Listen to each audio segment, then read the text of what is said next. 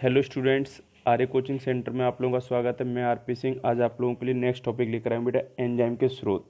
देखिए, बहुत छोटा सा टॉपिक है, बट यहाँ से भी ऑब्जेक्टिव क्वेश्चंस फ्रेम करके पूछ लिए जाते हैं।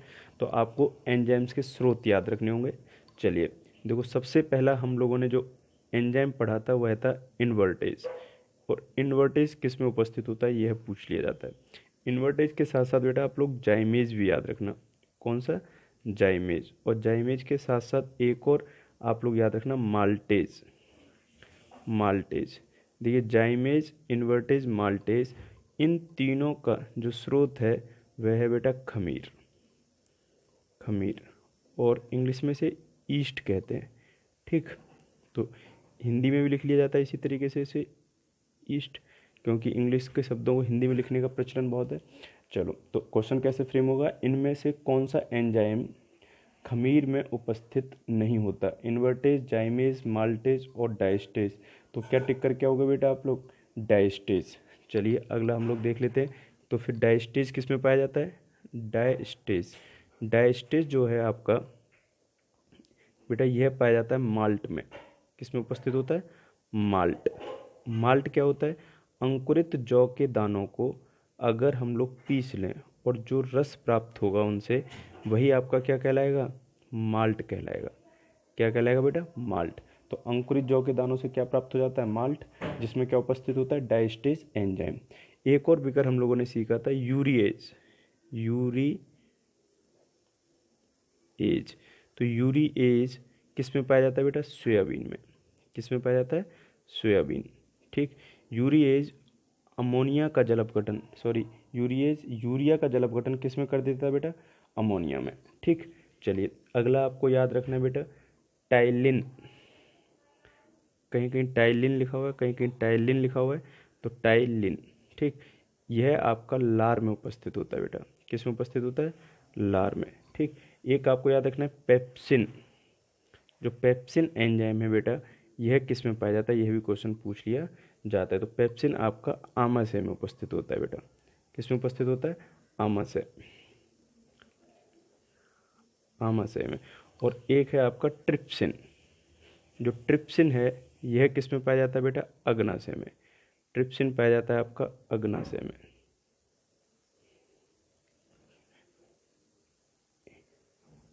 और एक याद रखना है आपको, माइकोडर्मा एसिटी जीवाणु। माइकोडर्मा एसिटी जीवाणु, याद है? माइकोडर्मा एसिटी जीवाणु हमने कहाँ सीखा था? एथिल एल्कोहल को जब हमने किस में कन्वर्ट किया था? एसिटिक अम्ल में। तो माइकोडर्मा जो एसिटी जीवाणु है बेटा, यह पाया जाता है आपका पुराने सिरके में। पुराने सिरके में।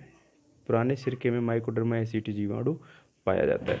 और यही आपके इनके स्रोत हैं, और मुझे लग रहा है ये आपको आसानी से याद हो जाएंगे। ठीक, चलिए अब अगला टॉपिक जो है हमारा बेटा वह रहेगा एंजाइम उत्प्रेरण के अभिलक्षण, या फिर एंजाइम के अभिलक्षण। ठीक, तो जैसे हमने उत्प्रेरक के विलक्षण पढ़े थे, वैसे ही किसके सीख रहे हैं? एंजाइम के। एंजाइम उत्प्रेरण के अभिलक्षण, इनकी विशेषताएं क्या है, इनके प्रॉपर्टीज़ क्या है, यह हमको यहाँ पर सीखना है। ठीक, चलो वन बाई वन स्टार्ट करेंगे हम लोग। देखो, ये भी टॉपिक आप लोगों के लिए महत्वपूर्ण है। एंजाइम वाला पूरा टॉपिक महत्वपूर्ण है, चाहे एंजाइम की क्रियाविधि हो, चाहे एंजाइम के अभिलक्षण हो, या फिर आपसे एंजाइम की डेफिनेशन हो, या फिर एंजाइम के स्रोत, ये पूरा अच्छे से आपको कवर करके जाना है। देखिए, एंजाइम जो होते हैं बेटा, इनकी सर्वोत्तम दक्षता होती है। कैसी दक्षता होती है? सर्वोत्तम। सर्वोत्तम दक्षता का मतलब होता है कि इनका एक अणु 10 की घात 6 अणुओं को, 10 की घात 6 अणु का मतलब कितना हो गया बेटा? 10 लाख। 10 लाख अणुओं को प्रति मिनट उत्प्रेरित करने की, 10 की घात 6 अणुओं को प्रति मिनट उत्प्रेरित करने की क्षमता रखता है। क्लियर है पॉइंट? उत्प्रेरित करने की क्षमता रखता है। करने की क्षमता रखता है।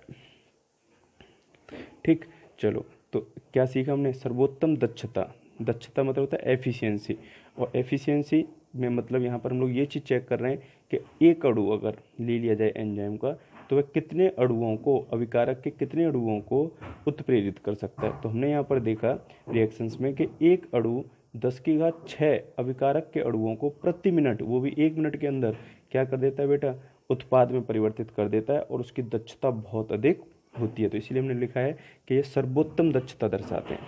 कैसी दक्षता दर्शाते हैं? सर्वोत्तम, मतलब जो भी हमारे पास अभी तक उत्प्रेरक हैं उनमें सबसे बेस्ट दक्षता किनकी है? एंजाइम्स की। ठीक है, देखिए अब दूसरा पॉइंट, एंजाइम की जो प्रकृति होती है बेटा, एंजाइम की प्रकृति उच्च विशिष्ट होती है। उच्च विशिष्ट, एक तो होता है बेटा विशिष्ट और एक है उच्च विशिष्ट। आइए उच्च विशिष्ट और विशिष्ट में भी अंतर समझ लेंगे। एंजाइम बेटा जो होता है वह केवल और केवल किसी एक ही अवक्रिया को, पर्टिकुलर अवक्रिया को क्या करता है? उत्प्रेरित करता है। वह किसी दूसरी अवक्रिया को उत्प्रेरित नहीं करेगा। तो यह इसकी प्रॉपर्टी है उच्च विशिष्ट। जबकि सामान्य जो उत्प्रेरक होते हैं वह हो सकता है कि एक से अधिक अवक्रियाओं को क्या कर दें? उत्प्रेरित कर दें। तो उन्हें हम लोग क्या बोलना पसंद करेंगे? विशिष्ट। जैसे आपने देखा, देखिए उच्च विशिष्ट का मतलब समझते हैं कि क्या होता है उच्च विशिष्ट। देखिए जो हमारी जनरेशन थी ये कैसी थी बेटा? विशिष्ट थी। और जो आप वाली जनरेशन है, जो अभी बच्चे पढ़ रहे हैं, उनकी जनरेशन कैसी है बेटा? उच्च विशिष्ट है। देखो हमारी जनरेशन में विशिष्ट का मतलब क्या था? जैसे अगर हमने खाने के लिए कहा भाई घर वालों से कि हमें समोसा चाहिए, तो वो ज़रूरी नहीं कि आपको समोसा ही दें। वो हो सकता है आपको मार्केट से समोसा ना खिलाएं और घर पे आके पराठा खिला दें और आप उसी में खुश हो जाओ। ठीक है, तो हमारी वाली जनरेशन में ये होता था। तो क्या हुआ कि भैया हम लोग विशिष्ट हैं, हमने जो चीज़ मांगी वो मिली या नहीं मिली, हम दूसरी चीज़ से भी क्या कर लिए? काम चला लिया। पर आपकी वाली जनरेशन क्या बेटा? उच्च विशिष्ट है। अगर इनको पिज़्ज़ा चाहिए तो पिज़्ज़ा का मतलब पिज़्ज़ा ही है, बर्गर नहीं चाहिए। ठीक है, तो हम लोग कहेंगे कैसी जनरेशन है? जो अब वाली है, उच्च विशिष्ट। इसका मतलब यह सेकंड कोई ऑप्शन चाहती नहीं है, बस वही एक ऑप्शन इनको चाहिए। तो इस प्रकृति को हम लोग क्या कहते हैं बेटा? उच्च विशिष्ट। केवल एक उत्प्रेरक ही एक अवक्रिया को क्या करेगा? उत्प्रेरित करेगा, वह किसी दूसरी अवक्रिया को उत्प्रेरित नहीं करता है। क्लियर है पॉइंट? चलो अब हमारा तीसरा पॉइंट देखो, एंजाइम जो होते हैं बेटा, इनकी एक इष्टतम तापमान होता है। कौन सा तापमान होता है बेटा? इष्टतम तापमान। एंजाइम्स का इष्टतम ताप का मतलब अनुकूलतम ताप। अनुकूलतम ताप, अनुकूलतम ताप वह ताप होता है जिस पर, अनुकूलतम ताप वह ताप होता है जिस पर एंजाइम्स की उत्प्रेरण क्षमता अधिकतम होती है। अनुकूलतम ताप वह ताप होता है जिस पर एंजाइम की बेटा क्या अधिक होती है? उत्प्रेरण क्षमता अधिक होती है। एंजाइम की उत्प्रेरण क्षमता क्या होती है बेटा? अधिक होती है। ठीक है, अब एंजाइम की जब उत्प्रेरण क्षमता अधिक होगी तो इस ताप को हम लोग क्या कह देंगे? इष्टतम ताप या अनुकूलतम ताप। और यह 25 से लगभग आपका 37 डिग्री सेल्सियस होता है बेटा। कितना होता है? 25 से 37 डिग्री सेल्सियस। इससे नीचे जाएगा टेम्परेचर तब भी हमारे एंजाइम्स क्या हो जाते हैं? ख़त्म हो जाते हैं, मर जाते हैं, अच्छा वर्क नहीं करते। और इससे ऊपर जाएगा तब भी हमारे एंजाइम्स क्या हो जाते हैं? मर जाते हैं, या फिर हम लोग कहें अच्छा वर्क नहीं करते। ठीक है, तो अब आप देखिए, जैसे हम लोगों को दही जमाना है तो मम्मी क्या करती हैं? जब दही जमाती हैं तो आपने देखा हो उंगली से चेक कर लेती हैं कि दूध का टेम्परेचर कितना है। और दूध का टेम्परेचर वो इस तरीके से चेक करती हैं कि जैसे हमारी बॉडी का टेम्परेचर है 37 डिग्री सेल्सियस, तो इसके आसपास ही अगर टेम्परेचर होगा तो उनको टेम्परेचर कैसा लगेगा? दूध गुनगुना लगेगा। तो कहती हैं अगर दूध गुनगुना हो तो उसमें क्या डाल दो? दही डाल दो। अगर उससे ज़्यादा टेम्परेचर है तो क्या हो जाएगा? जो हमारा लैक्टोबैसिलस एंजाइम है वह क्या हो जाएगा? वहाँ पर अच्छा वर्क नहीं करेगा। और अगर उससे बिलो टेम्परेचर, उससे कम चला गया, बहुत ठंडा है दूध, तब भी वहाँ पर लैक्टोबैसिलस काम नहीं करेगा। तो इसीलिए चेक किया जाता है कि उसका इष्टतम तापमान है या नहीं है, और तभी हम लोग उसमें क्या डालते हैं बेटा? दही डालते हैं। ठीक, चलिए, तो जो हमारे उत्प्रेरक होंगे वह किस पर अच्छा काम करते हैं? सबसे इष्टतम तापमान पर या अनुकूलतम तापमान। और इस पर हमारे एंजाइम की उत्प्रेरण क्षमता बेटा क्या होती है? अधिक होती है। इस पर हमारे एंजाइम की उत्प्रेरण क्षमता क्या होती है? अधिक होती है। ठीक, आइए चौथा पॉइंट हम लोग क्या सीख रहे हैं? जैसे हमने बात की अनुकूलतम ताप, ऐसे ही एक होता है अनुकूलतम पीएच। क्या होती है बेटा? अनुकूलतम पीएच। और अनुकूलतम पीएच की अगर हम लोग बात करें, पीएच पैमाना आप लोग पढ़ के आए होंगे 10th क्लास में। ठीक, तो अनुकूलतम पीएच का जो मान होता है वह होता है इनके लिए 5 से 7। इसका मतलब 5 से 7 अगर किसी पदार्थ की पीएच है तो वहाँ पर ये सबसे अच्छा कार्य करेंगे। अगर पीएच 5 से नीचे चलेगी तब भी ये अच्छा वर्क नहीं करते, और अगर पीएच 7 से अधिक होगी तब भी ये अच्छा वर्क नहीं करते। तो ये पॉइंट भी आप लोगों को याद हो जाएगा।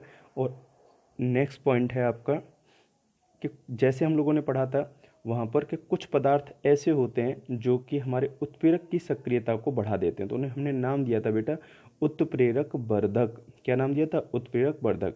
बट जो यहाँ पर उत्प्रेरक की सक्रियता को बढ़ाते हैं उन्हें कहा जाता है सह एंजाइम। क्या कहा जाता है बेटा? सह एंजाइम। तो सह एंजाइम किन्हें कहोगे? बताओ। वे पदार्थ जो कि एंजाइम की उत्प्रेरण क्षमता को बढ़ा देते हैं या एंजाइम को और अधिक सक्रिय कर देते हैं। क्या कहलाते हैं बेटा? सह एंजाइम कहलाते हैं। ठीक, ऐसे जैसे वहाँ पर हम लोगों ने पढ़ा था उत्प्रेरक विष के बारे में, ऐसे ही यहाँ पर एक होता है बेटा संदमक या उत्प्रेरक विष। इसे यहाँ पर संदमक वर्ड ज़्यादा अच्छा है इसके लिए, और बिल्कुल वही डेफिनेशन रहेगी हमारी कि वे पदार्थ जो कि क्या करते हैं, एंजाइम्स की सक्रियता को कम कर देते हैं, सक्रियता को कम कर देते हैं, उन्हें हम लोग क्या बोल देते हैं बेटा? बताइए। संदमक कह देते हैं या फिर उत्प्रेरक विष कह देते हैं। ठीक, और एक पॉइंट आप लोगों को इसका याद रखना है जो कि नोट पॉइंट के रूप में, इनकी अभिक्रियाशीलता जो होती है बेटा वो परावैंगनिक किरणों अल्ट्रावायलेट रेज की उपस्थिति में क्या हो जाती है? खत्म हो जाती है, नष्ट हो जाती है। और इसी का मतलब यह है कि इन्हें परावैंगनिक किरणों के सीधे संपर्क में नहीं लाना चाहिए। तो ये आपके 6 पॉइंट्स थे, और मुझे लगता है कि 6 पॉइंट आपको समझ में आ गए होंगे। अगर ये वीडियो आप लोगों को पसंद आए तो आप इसे लाइक करें और अपने फ्रेंड्स के साथ में क्या करें? शेयर करें। Thank you.